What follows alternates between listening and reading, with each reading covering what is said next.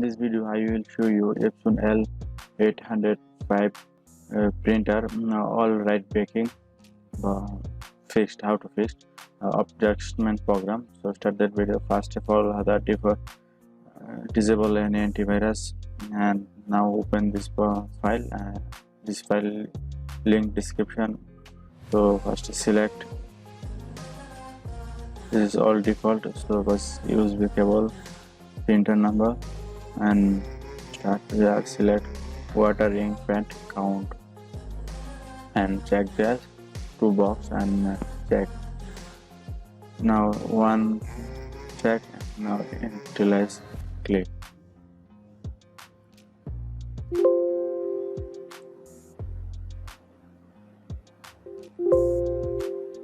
Now try true.